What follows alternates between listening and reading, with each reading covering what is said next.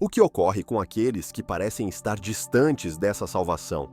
No vídeo de hoje, vou expor 7 perfis de pessoas que podem encontrar barreiras nesse caminho espiritual. Em outras palavras, falarei sobre 7 tipos de pessoas que podem não alcançar a salvação.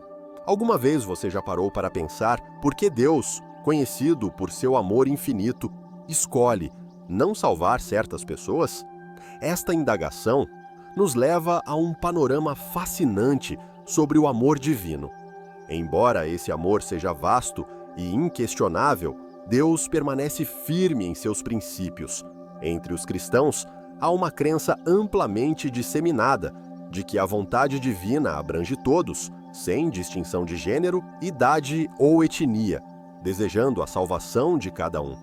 As Sagradas Escrituras confirmam isso em 1 Timóteo, capítulo 4, ao proclamar que Deus deseja que todos sejam salvos e conheçam a verdade. É crucial prestar atenção, pois muitos de nós poderíamos estar inadvertidamente enfrentando obstruções em nosso caminho para a redenção. Assim, peço que permaneçam atentos e reflitam. Algum desses perfis ressoa com sua jornada espiritual?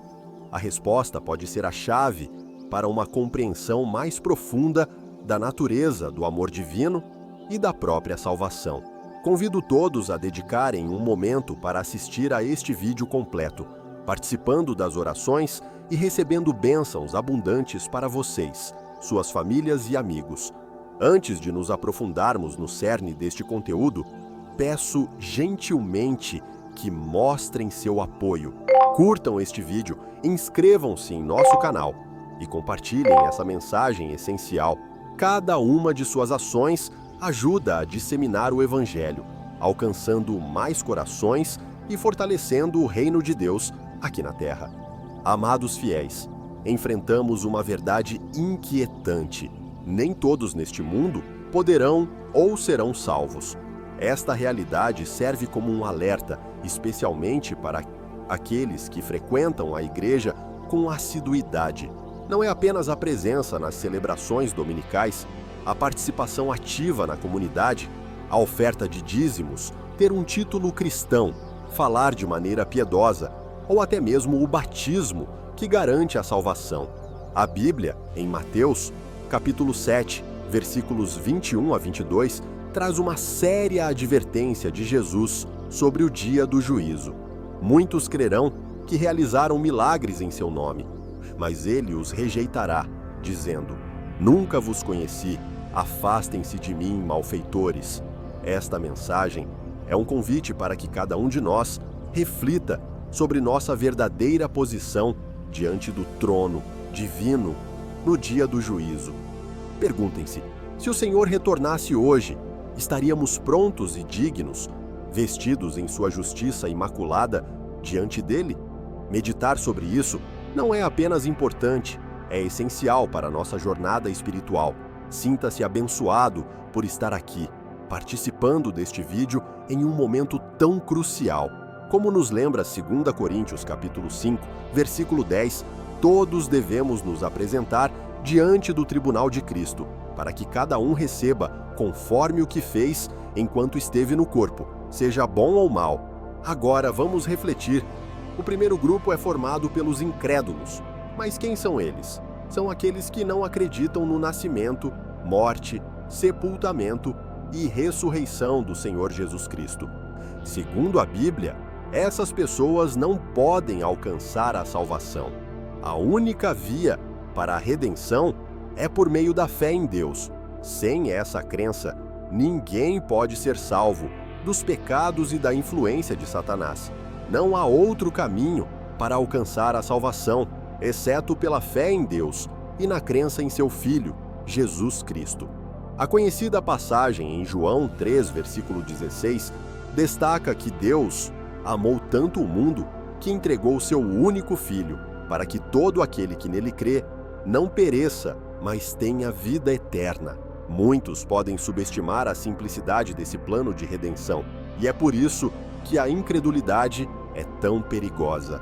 Em segundo lugar, Deus não pode salvar aqueles que buscam a salvação por meios que não sejam através de Jesus Cristo.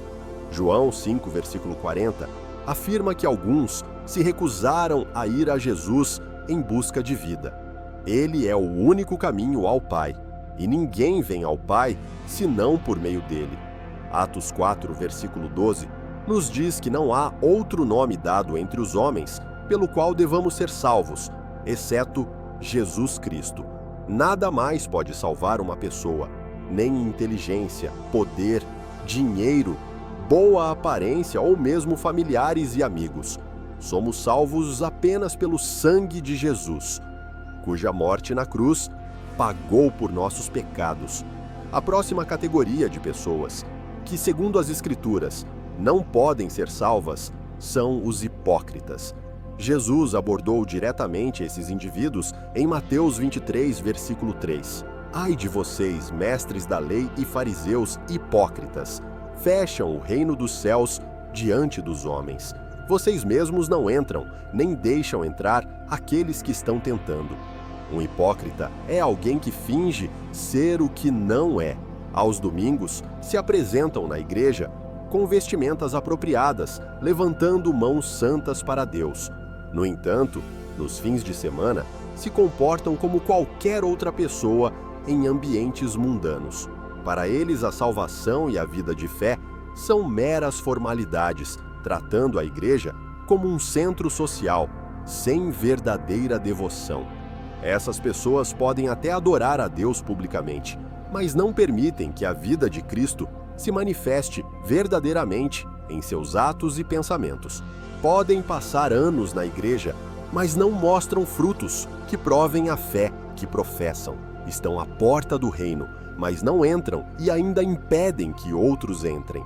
No Evangelho de Lucas, capítulo 18, versículos de 9 a 14, encontramos a história de um fariseu que se considerava justo e desprezava os demais. Em contraste, Jesus elogiou a atitude humilde do publicano, que, consciente de seus pecados, implorava pela misericórdia de Deus. Essa narrativa ilustra a advertência bíblica contra a autojustificação. Em Efésios, capítulo 2, versículos 8 e 9, somos lembrados de que a salvação vem pela graça através da fé, e não é algo que possamos alcançar ou do qual possamos nos gabar. A quinta categoria de pessoas que não podem ser salvas são os apóstatas. 2 Pedro, capítulos 2, versículos 20 a 22, fala claramente sobre eles, dizendo que se alguém, após conhecer nosso Senhor e Salvador Jesus Cristo, volta a se envolver com o mundo e é vencido por ele, sua condição final é pior do que a inicial.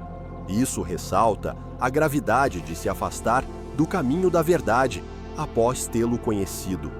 Esses indivíduos encontram-se em uma situação pior no fim do que no início.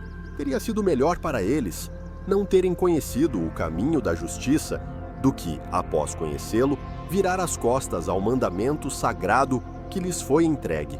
Como é descrito nos Provérbios, o cão volta ao seu vômito e o porco lavado se revolca na lama.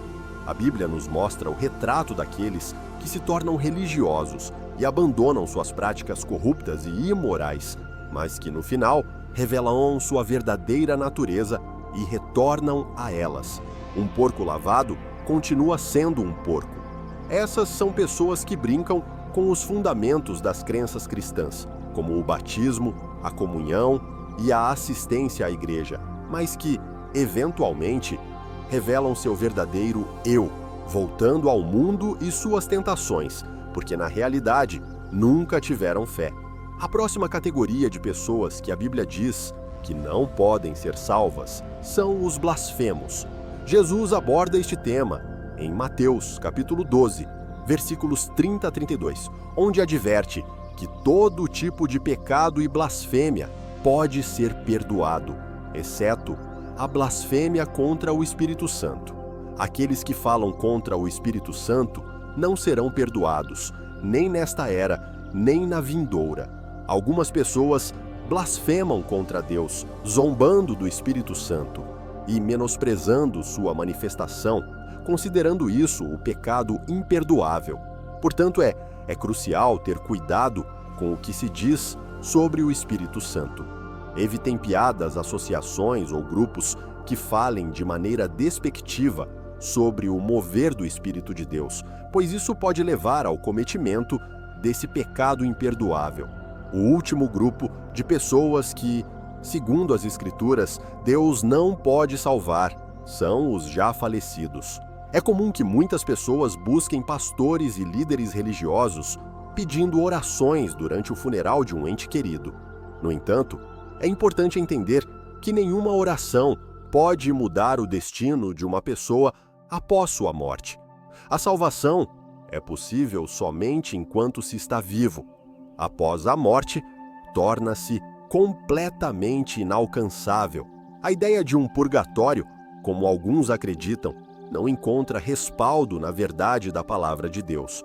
A salvação é possível apenas em vida, e é por isso que é crucial entregar sua vida a Jesus. Não sustentam essa visão, pois a Bíblia afirma claramente que o arrebatamento e a segunda vinda de Cristo são eventos distintos. Vamos esclarecer algumas diferenças fundamentais entre o arrebatamento e a segunda vinda. Durante o arrebatamento, todos os crentes se encontrarão com Jesus nas nuvens, como descrito em 1 Tessalonicenses 4,17. Em contraste, na segunda vinda, todos os crentes arrebatados retornarão com o Senhor à terra.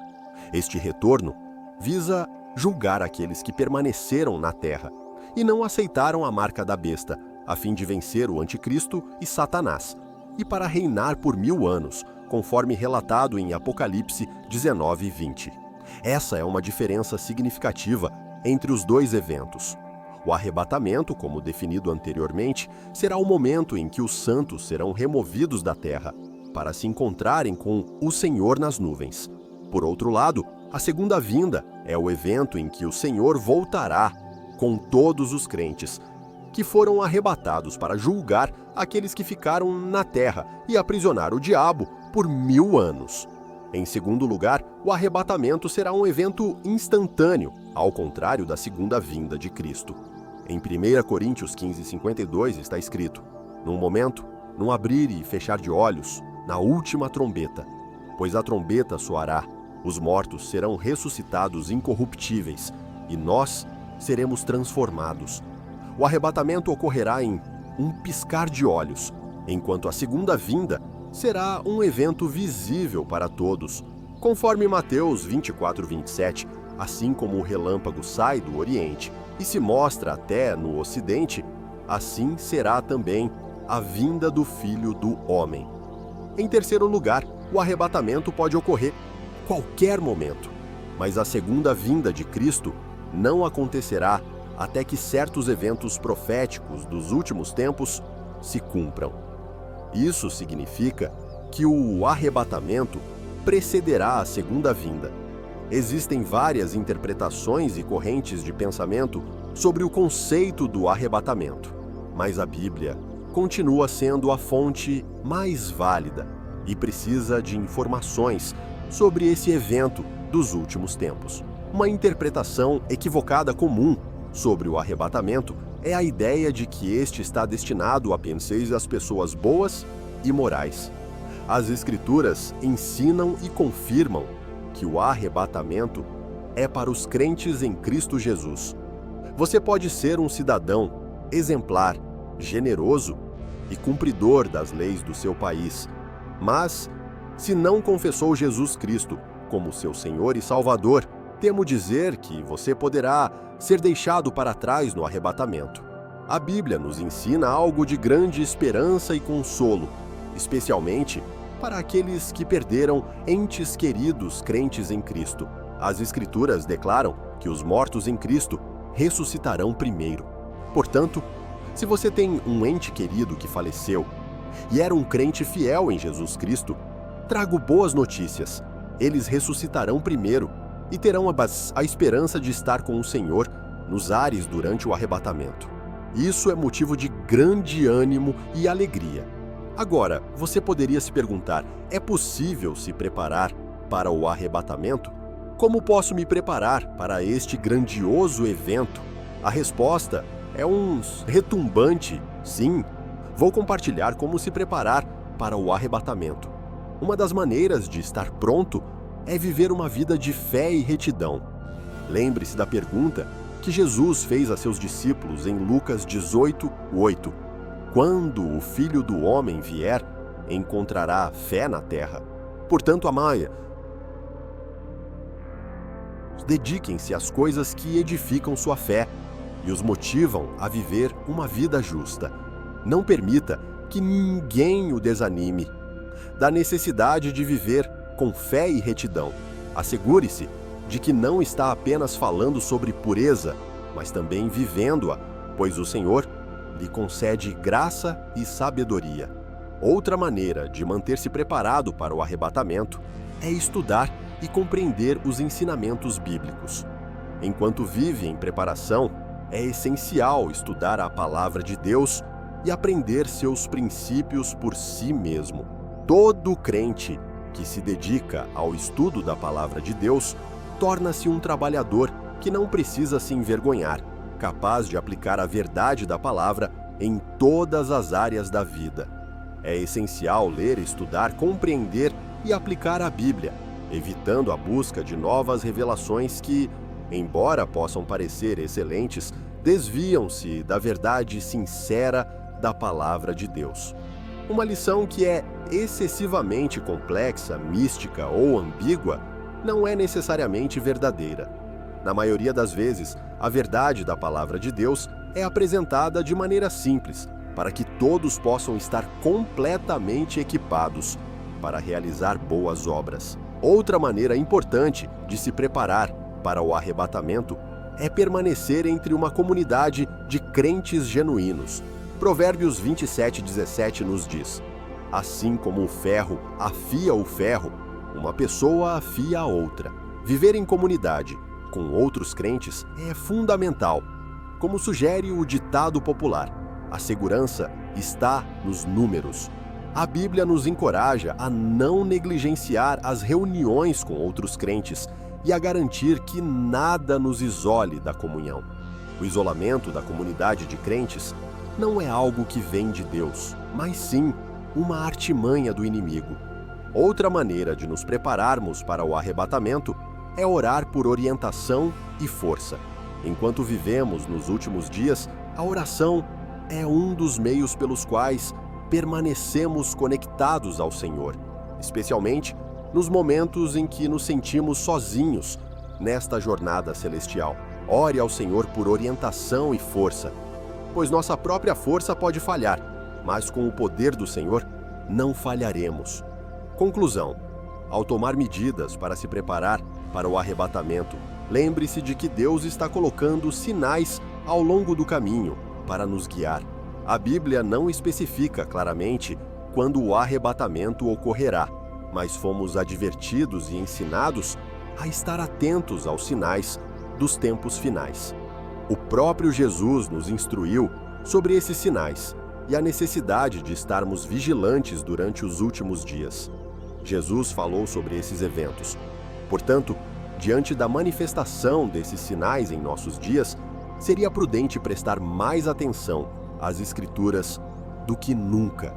É crucial focarmos nas orientações que Jesus nos deixou sobre como conduzir nossas vidas nos tempos finais, como ele disse em Mateus 24:33. Assim também vocês, quando virem todas essas coisas, saibam que ele está próximo, às portas. Neste vídeo, compartilharei 3 ensinamentos vitais de Jesus e como eles se aplicam de maneira prática e direta à nossa vida cristã cotidiana. O primeiro conselho de Jesus, encontrado em Mateus 24:46, nos informa que seremos abençoados se formos encontrados cumprindo suas instruções quando ele retornar. Jesus orientou os crentes sobre seu retorno, afirmando que a verdadeira fidelidade está em ser encontrado fazendo isso. Quando o Mestre retornar, ele prometeu que, em sua volta, esses servos fiéis seriam abençoados. Mas o que significa ser encontrado fazendo isso? O que exatamente o servo, o crente que segue Jesus, deve estar fazendo quando o Senhor retornar? Permanecer seguro nesses últimos dias significa ser encontrado fielmente, realizando as tarefas que o Senhor confiou a nós como crentes. Isso implica que não devemos negligenciar a missão que Ele nos confiou até seu retorno glorioso. Jesus esclareceu essa ideia através da parábola dos talentos. Ser encontrado fazendo isso significa estar ativamente comprometido e dedicado à missão que nos foi confiada, realizando-a com excelência enquanto vivemos em sincera expectativa do retorno de nosso Mestre. Algumas das responsabilidades que nos foram confiadas incluem pregar o Evangelho. Jesus instruiu cada um de seus seguidores a pregar a mensagem do Evangelho como parte da grande comissão. Este é um chamado para todos que depositaram sua fé em Jesus para serem ativos na missão de levar o Evangelho a todos ao nosso redor. Nosso compromisso em difundir a mensagem do Reino de Deus às aproximadamente 8 bilhões de pessoas no mundo deve ser firme, independentemente dos obstáculos e desafios que encontrarmos. Fazer discípulos é outra tarefa que Jesus nos encomendou. Esta tarefa está claramente delineada em Mateus 28:20. E ensiná-los a obedecer a tudo o que eu lhes mandei, e eu estarei sempre com vocês até o fim dos tempos. Hoje, a necessidade de discípulos é imensa, e Jesus convoca cada um de seus seguidores a multiplicar discípulos, facilitando assim a obra de seu reino. Somente um discípulo pode formar outro discípulo. Há uma necessidade urgente de trabalhadores dedicados no reino de Deus. Quando nos esforçamos para ajudar as pessoas a se aproximarem de Deus, a amá-lo, servi-lo e apresentá-lo, estamos, de fato, colocando em prática o mandato de Jesus. Ao fazer isso, nos comprometemos a ser encontrados fazendo isso no momento do retorno do Senhor. Uma das orientações cruciais que Jesus nos deu para viver bem nestes tempos finais é manter sempre elevada nossa vigilância espiritual, evitando distrações que nos afastem do verdadeiro caminho. Conforme Marcos 13:33, na versão ampliada, está escrito: estejam alertas, vigiem constantemente e orem, já que desconhecem o momento exato da chegada. Para um cristão, estar em guarda significa estar atento e devoto em oração. Devemos, amados santos, permanecer sempre vigilantes, não sucumbindo ao torpor e ao desânimo. Ao permanecer alertas, podemos estar prontos para o retorno do nosso Senhor, vivendo uma vida que glorifique a Deus em todos os momentos. Uma terceira instrução que Jesus nos deixou foi o chamado à ação. Ele nos exortou a sermos a luz do mundo e a sal da terra. A luz deve brilhar nas trevas e a salvação deve ser proclamada. É a responsabilidade de cada crente conduzir-se com coragem e paixão na vida cristã, demonstrando a luz e o amor de Cristo em um mundo que se torna cada vez mais escuro. Essa é uma tarefa que não devemos ignorar, pois somos a esperança para os que não conhecem o amor de Deus. Quando vivemos de acordo com essa verdade, podemos ser encontrados fazendo o que Deus nos chamou para fazer. O retorno de Cristo é certo, e sua promessa é que voltará, trazendo os que creram e seguiram a Ele. Para encerrar, vamos fazer uma reflexão sobre nossas vidas e a importância de estarmos preparados para o arrebatamento. Vivemos em tempos de incerteza e desafios, mas a nossa esperança permanece em Cristo. Que nossas vidas reflitam essa esperança enquanto aguardamos o retorno do nosso Salvador. Vamos nos comprometer a viver em santidade e fé, vigilância e ação, sendo sempre encontrados fazendo o que o Senhor nos chamou a fazer. Conforme a segunda carta a Timóteo, capítulo 3, versículos de 1 a 5, vivemos em tempos difíceis. Nos últimos dias, as pessoas se tornarão egoístas, avarentas, arrogantes, abusivas, desobedientes a seus pais, ingratas, ímpias, sem amor, transigentes, caluniadoras, descontroladas, brutais, inimigas do bem, traidoras, precipitados, vaidosas e amantes de prazeres em vez de amantes de Deus. Manterão uma aparência de piedade, mas negarão seu verdadeiro poder. Devemos evitar essas pessoas. Essa orientação é clara. Precisamos nos distinguir e nos separar do mundo, evitando qualquer associação ou grupo que apenas exiba uma forma externa de piedade, mas que, na realidade, vive de maneira contrária ao poder de uma vida piedosa. Em outras palavras, suas ações ou apoios são reflexos diretos de uma vida de desobediência à palavra de Deus. Se olharmos para o futuro com esperança e antecipação pelo retorno do Senhor, devemos nos apegar firmemente à profissão de nossa fé e lutar fervorosamente pela fé que nos foi confiada. Permanecemos firmes e imutáveis, lembrando que, quando o Senhor retornar, recompensará todos aqueles que mantiveram o olhar fixo nele e viveram suas vidas para agradá-lo. Em Apocalipse 22, versículo 12, lemos: "Eis que venho em breve, e minha recompensa está comigo para dar a cada um conforme o seu trabalho." Já parou para refletir sobre o que realmente importa na vida?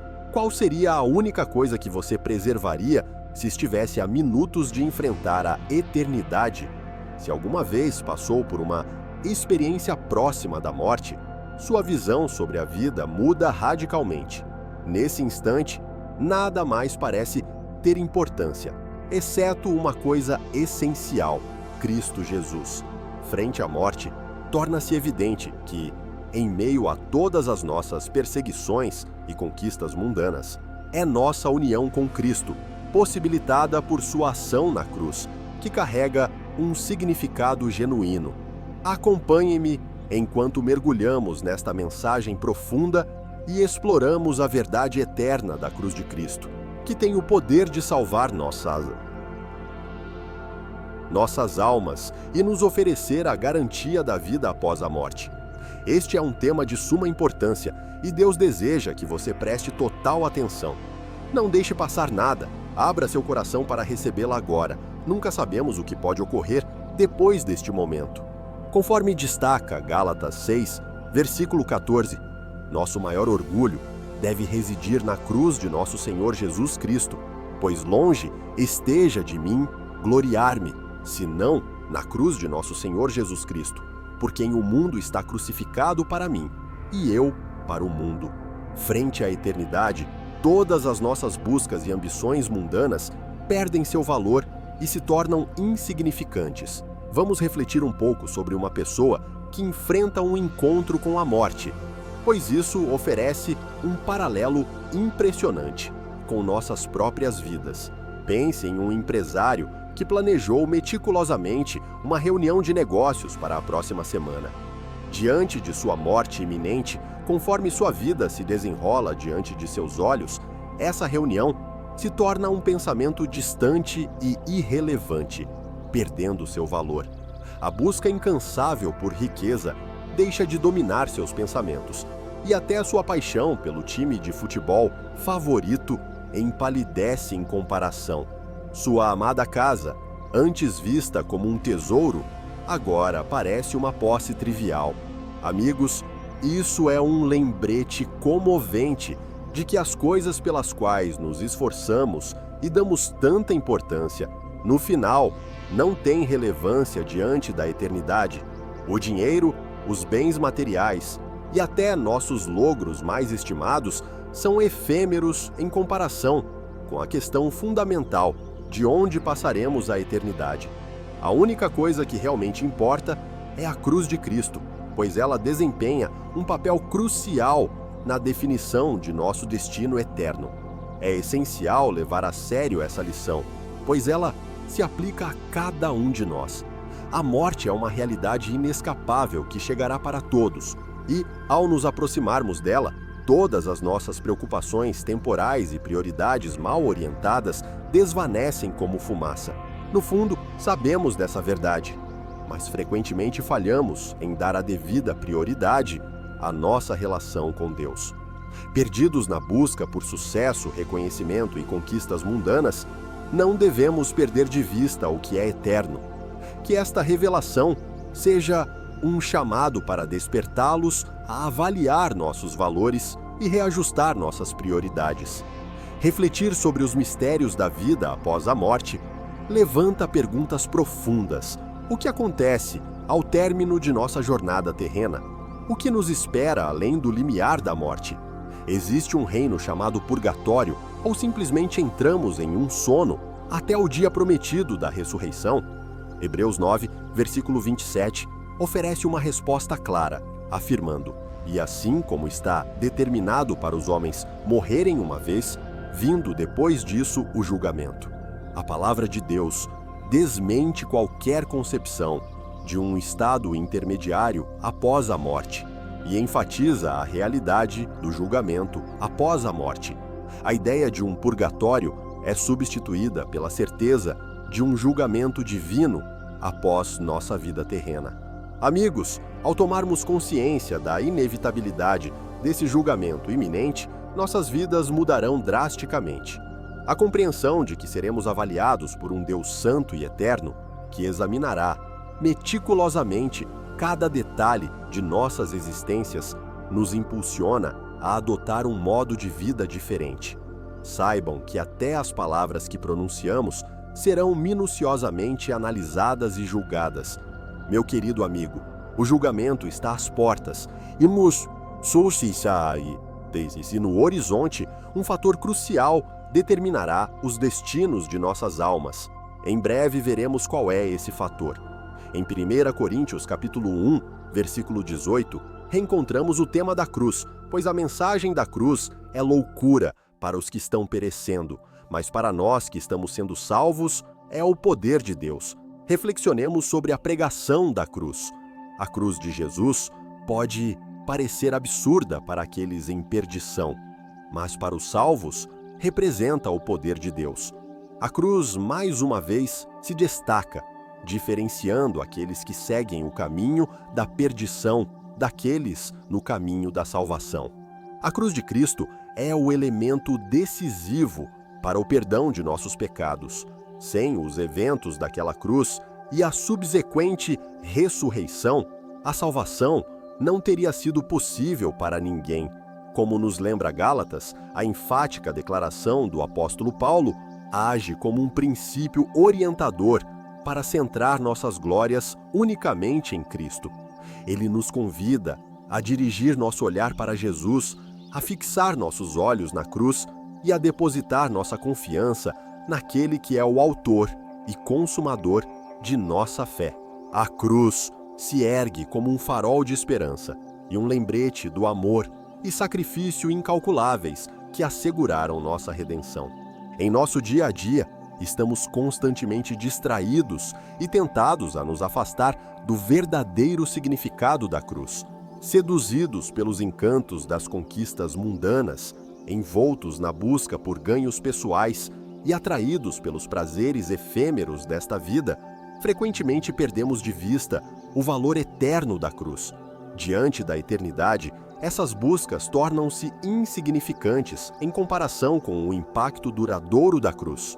Ela se destaca como o elemento central que diferencia os que estão perecendo dos que estão sendo salvos e serve como fundamento para o perdão dos pecados. Enquanto navegamos pelas complexidades da vida, o ensinamento dos apóstolos permanece como um chamado firme para fixar nossos olhos no poder transformador da cruz. Devemos refletir sobre a verdade contida nesses versículos, enquanto consideramos a realidade do julgamento iminente e o poder transformador da cruz. Em um mundo cheio de disputas por nossa atenção, enfrentamos uma miríade de distrações que buscam desviar nosso foco da cruz. A importância de manter a cruz no centro de nossas vidas é um lembrete constante para não nos perdermos nas trivialidades e ilusões passageiras, mas buscar o significado profundo e eterno que ela representa.